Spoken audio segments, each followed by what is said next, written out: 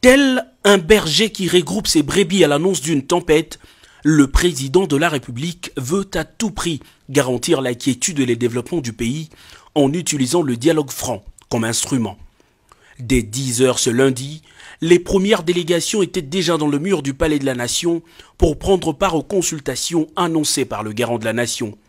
La délégation de la Commission électorale nationale indépendante, conduite par Corneille Nangaa, est la première à être reçue par le chef de l'État, Félix-Antoine Tshisekedi Tshilombo. Après près d'une heure de discussion sans langue de bois, les voilà ressortir de la salle de réunion sans échapper à la vigilance de médias.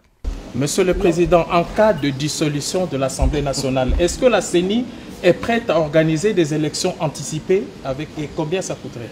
En cas d'absence d'une institution ou bien d'une institution élective, il appartiendra à la CENI d'organiser les élections. Tout de même, aujourd'hui, la question qui peut se poser, est-ce que l'équipe Nangaa est-il encore légitime pour organiser de telles élections? Ça fait aujourd'hui parmi les éléments du schéma critique préparatoire en disant il faut le plus rapidement possible désigner les nouveaux membres de la CENI qui vont faire les études et décliner les chiffres, par exemple, en disant ça coûterait autant. Les consultations vont alors se poursuivre avec le Conseil national de suivi des accords CNSA.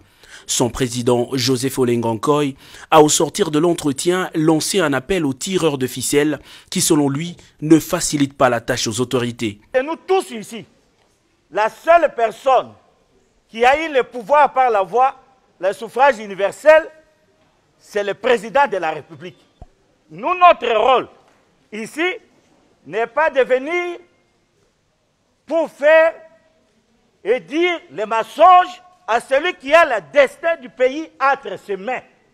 Notre mission est de dire toujours la vérité et l'orienter vers la voie de la paix. Tour à tour, les délégations des commissions de droits de l'homme et autres structures de la société civile vont se succéder dans cette salle de réunion. La responsabilité de médias dans une période aussi cruciale a alimenté les discussions du chef de l'État avec la délégation du CESAC qui avait à sa tête Tito Ndombi, son président. Entre deux bureaux, Félix-Antoine Tshisekedi a également accordé un moment d'échange particulier à quelques personnalités du monde religieux. D'abord, le cardinal Laurent Mosengo Passigna. Nous avons eu un mémo que nous lui avons présenté dans lequel nous disons que le pays a besoin de centrer le tout sur l'économie.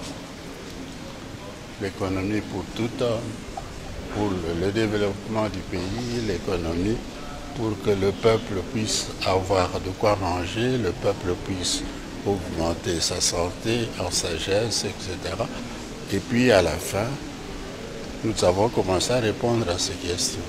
Et plus tard, les représentants des différentes confessions religieuses, Église du Christ au Congo, le Haut Conseil des Églises de Réveil, ceux des Églises indépendantes du Congo, la Pastorale nationale congolaise, l'Armée du Salut, les musulmans des tous bords, les orthodoxes, pour ne citer que ceux-là, ont formulé des recommandations pour aplanir les divergences qui freinent l'élan du développement du pays.